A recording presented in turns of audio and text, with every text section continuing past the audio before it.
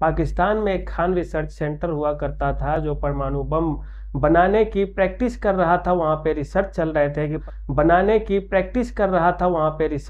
थे कि परमाणु बम कैसे बनाए जाए। इसके लिए चीन मदद कर रहा था पाकिस्तान की, और वह भारत के लिए एक बहुत बड़ी चुनौती थी। और इसे जो खराब करना था, नेस्तनाबूद करना था, उसकी जिम्मेदारी दी जाती है भारत के बड़े जासूस अजीत डोभाल को। अजीत डोभाल इसके लिए कोशिश करने लगते हैं।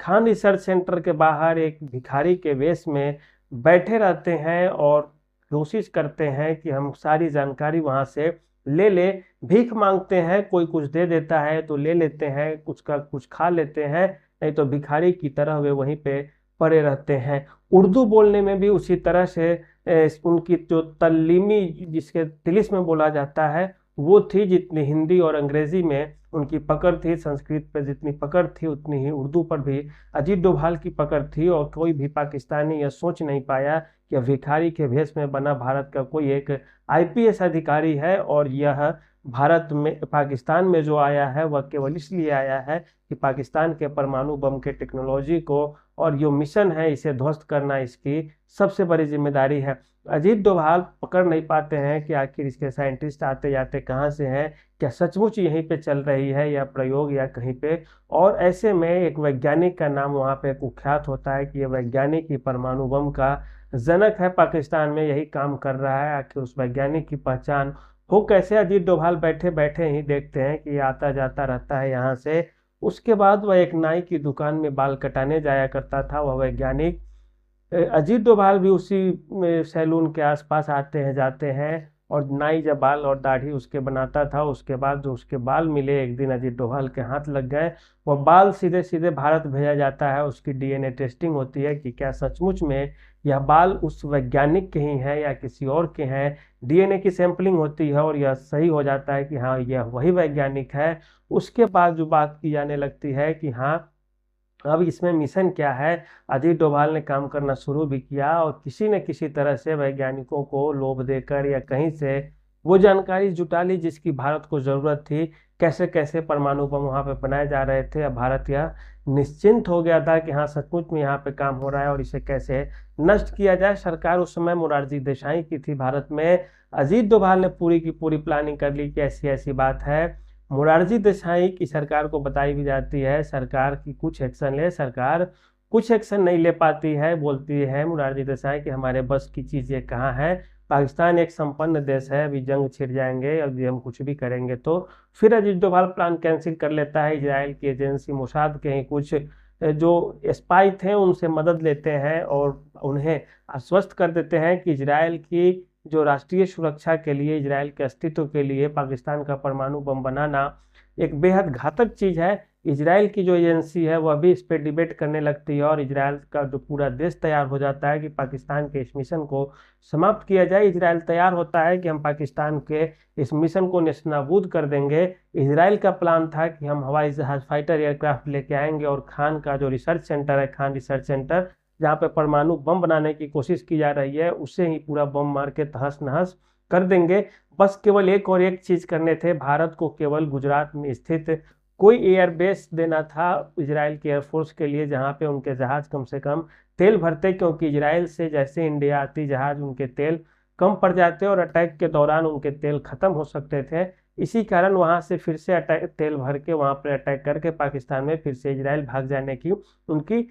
मंशा थी, उनके फाइटर पायलट्स की इजराइल के। लेकिन इंडिया की मोरारजी देसाई की सरकार बोलती है कि राष्ट्रीय सुरक्षा के लिए बहुत बड़ा खतरा हो जाएगा। उस सरकार की हिम्मत नहीं हुई कि पाकिस्तान को रोक ले। इसके बाद अजीत डोभाल का हिम्मत हार जाता है, वे कुछ नहीं कर पाते। उल्टे यह कहा जाता है कि एक बार मोरारजी देसाई शराब के नशे में लत थे या क्या थे पता नहीं, पाकिस्तान के प्रधानमंत्री फोन करते हैं और उन्हें बोल देते हैं कि आप अपने पाकिस्तान में खान रिसर्च सेंटर में परमाणु बम बनाने की कोशिश कर रहे हैं, हमारी एजेंसी वहां पे सतर्क है और यह आपके लिए या हमारे लिए बहुत अच्छा चीज नहीं है। इसके बाद जैसे ही पाकिस्तान के प्रधानमंत्री चीज जानते हैं, ढूंढ ढूंढ कर भारतीय जासूसों को मारने लगते हैं, उनकी हत्याएं होने लगती है और यह बात पूरी दुनिया में फैल जाती है। अजीत डोभाल भी किसी तरह से जान बचाकर भागते थे। अजीत डोभाल एक ऐसे जासूस थे जिन्हें पाकिस्तान के कई लोग पकड़ लेते थे कि ये सही में हिंदू है पाकिस्तान का नहीं है, ओरिजिनल मुसलमान नहीं है।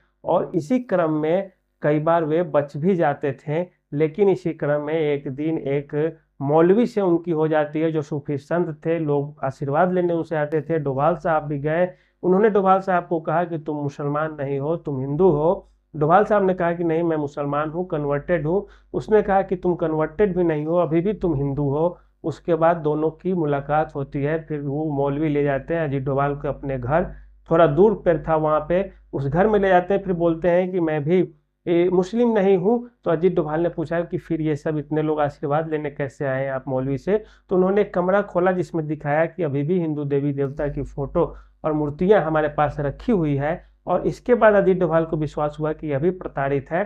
तो अजीत डोभाल ने फिर भी उसको ये नहीं बताया कि मैं जासूस हूँ, लेकिन उन्होंने कहा कि वो हिंदू धर्म के प्रति आस्था रखते थे, इसलिए वे थोड़े बहुत मदद कर दिया करते थे। अन्यथा मदद की कोई गुंजाइश नहीं थी, क्योंकि उस मौलवी के परिवार वाले जो हिंदू थे उनका कत्लेआम कर दिया गया था पाकिस्तान में। इसी कारण वो आज भी उस मुल्क के प्रति अच्छा भाव नहीं रखते थे, जबकि उन्होंने धर्म को परिवर्तित कर लिया था। तो अब बात बचती है वहां से, जब अजीत डोभाल पाकिस्तान से वापस आते हैं, तो इससे पहले भी वो इंडिया में एक से कारनामे कर चुके थे। अजीत डोभाल ने मिजोरम में शांति के लिए इन्हें भेजा गया था, और वे शादी के मुश्किल से 2 से 3 महीने के बाद ही वहां पे जाने को तैयार हो गए थे। और वहां के जो मिजो नेशनल फ्रंट, शायद वो थी एक संगठन, या मिजोरम के लिए जो काम कर रही थी कि मिजोरम को एक अलग देश बनाएंगे, उसके 5-6 जो मैनेजर टाइप के मंत्री कह सकते हैं वो थे। अजीत डोभाल ने उन्हीं के सहारे वो काम करता था। अजीत डोभाल ने क्या किया कि उन्हीं को पैसे का लालच देके या कोई कोई चीज का लालच देके तोड़ मरोड़ दिया, और एक तरह से वहां पे मिजोरम में शांति लाई, और भारत सरकार से जो है समझौता करा दी मिजोरम का, जो आज तक शांति का देश, शांति का राज्य बना हुआ। सिक्किम की भी बात करें, सिक्किम में भी अलगाववादी शक्तियां सक्रिय थी। वहाँ का जो राजा था सिक्किम का, वो सीधे जब भारत से कोई जाता था तो बोलता था कि कहाँ तुम भारत से आए हो, तुम इंडिया से आए हो, इस तरह से बात की जाती थी, जबकि सिक्किम भी तो इंडिया का एक पार्ट था। लेकिन अजीत डोभाल के ही कारनामों से सिक्किम भी भारत का अभिन्न अंग बन पाया। वहाँ की जो राजशाही थी उसे समाप्त कर दी गई। यही नहीं, ऑपरेशन ब्लू स्टार के समय भी अजीत डोभाल के बारे में कहा जाता है कि सक्रियता थी उनकी। और अजीत डोभाल एक रिक्शा चालक के वेश में, वे खुद को आईएसआई का एजेंट बताते थे, पाकिस्तान के आईएसआई का एजेंट, और खालिस्तानी आतंकियों को अपने विश्वास में ले भी लेते हैं कि हाँ वे सचमुच में खालिस्तानी आतंकवादी हैं। और खालिस्तानी जो आतंकी थे उनको बताए थे कि आईएसआई के वे एजेंट है, पाकिस्तानी एक तरह से आतंकी के रूप में ही उन्हें समझ सकते हैं। और इस कारण वे विश्वास में लेते हैं और एक एक जानकारी देने लगते हैं गोल्डन टेम्पल के अंदर से। और इस तरह से ऑपरेशन वहाँ पे सफल होता है। इसके बाद भी जब नहीं खत्म हुआ आतंकवाद पंजाब से, तो फिर जाकर जो ऑपरेशन उस समय एक थंडरबोल्ट शायद चला था, उस ऑपरेशन को भी जब खत्म करने की, उस ऑपरेशन के द्वारा जब अंत में अलगाववाद पंजाब से खत्म करने की बात की गई, उस समय भी अजीत डोभाल की भूमिका काफी सक्रिय थी जब राजीव गांधी प्रधानमंत्री हुए थे। तो अजीत डोभाल जो है वो इस तरह नहीं है कि वे एक साधारण से व्यक्ति है, बल्कि वे एक आईपीएस रहे थे। उनके पिता भी मिलिट्री आर्मी में एक बड़े ऑफिसर थे, और वे चाहते तो कई राज्यों में किसी जिले में एसपी, एसएसपी, आईजी, डीआईजी बनकर वे सेवा कर सकते थे। पैसे भी अच्छे कमाते जैसे आम अधिकारी कमाते हैं, शरीर को भी आराम रहता है, दिमाग को भी आराम रहता है, जान पर भी जोखिम नहीं। लेकिन जिसके शरीर में देश के लिए और वतन के लिए खून बहाने और जान देने की ललक हो, उसे भला कहाँ कोई सरकार की योजना या पैसे का लोभ या लालच उसे कभी भी रोक सकता है। यह बात सही है। अजीत डोभाल ने सीधे सीधे आईपीएस के पद को एक तरह से छोड़कर, धत्ता मारकर सीधे सीधे आके इंटेलिजेंस एजेंसी में वे आ जाते हैं, और इंटेलिजेंस एजेंसी के माध्यम से आईबी में कुछ दिन काम करके फिर रॉ में जाते हैं, और रॉ के माध्यम से कहाँ क्या क्या कारनामे करके आ जाते हैं। जब भारत का विमान अपहरण होता है, कंधार हाईजैक जिसे बोला जाता है, आतंकी ले जाते हैं छुड़ाकर, उसमें जो आतंकवादी थे वे लगभग 100 आतंकियों को छोड़ने की बात कर रहे थे। लेकिन अजीत डोभाल के नेगोशिएशन के कारण ये आतंकियों की संख्या 10 से भी कम रह जाती है, और केवल 3-4 आतंकियों को ही छोड़ना पड़ता है भारत को। मुंबई हमले के समय हो या जब बालाकोट स्ट्राइक हुआ था उस समय की बात की गई हो, तो भारत के तरफ से अजीत डोभाल ही, जो जेम्स बॉन्ड भी जिन्हें कहा जाता है, उसी व्यक्ति की दिमाग थी जिसने कभी सर्जिकल स्ट्राइक की बात कर दी, तो कभी एयर स्ट्राइक की बात कर दी, और पाकिस्तान के अंदर घुसकर हमला करने और आतंकियों का खात्मा करने में सफल ऑपरेशन बनाने वाले और अंजाम देने वाले जो नायक हैं भारत के, उसमें अजीत डोभाल की गिनती ही की जाती है। उनके बहादुरी के कारनामों की जितनी भी चर्चा की जाए आखिर वो कम ही पड़ जाएगी, कोई किसी से न ज़्यादा है न कम है। लेकिन यह ज़रूर है कि भारत में जब भी कभी गिनती की जाएगी बड़े जासूसों की, तो उसमें अजीत डोभाल का नाम सबसे पहले आएगा, जिन्होंने इतने बड़े पद पे होते हुए भी इतने बड़े बड़े जोखिम लिए। लगभग 8 से 10 वर्षों तक पाकिस्तान जैसे दुश्मन देश में रहे, जहां अगर भनक लग जाती किसी को तो उनके लौट के आने की बहुत कम ही संभावना थी, क्योंकि वे इतने बड़े पद पे रह चुके थे पाकिस्तान में। इसके अलावा देश के लिए उनकी ललक रिटायरमेंट के बाद भी खत्म नहीं होती है।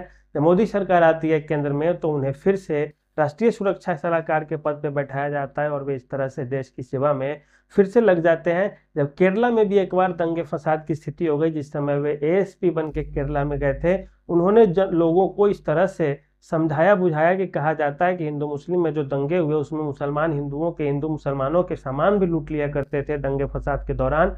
लेकिन अजीत डोभाल के नेगोशिएशन के बाद स्थिति ऐसी आई कि जो मुस्लिम लूटे हुए थे हिंदू के सामान, वे हिंदुओं का सामान लौटाने लगते हैं, और जो हिंदू लूटे थे मुसलमानों का सामान, वे उनका सामान वापस उनको लौटाने लगते हैं। तो इस तरह के नेगोशिएशन की क्षमता थी अजीत डोभाल के अंदर। तो इस तरह की बड़ी छवि अजीत डोभाल। दोस्तों, कैसी लगी यह वीडियो आप हमें जरूर बताइएगा। अजीत डोभाल पे बनी यह डॉक्यूमेंट्री आपको कैसी लगी। आज के लिए इतना ही, धन्यवाद।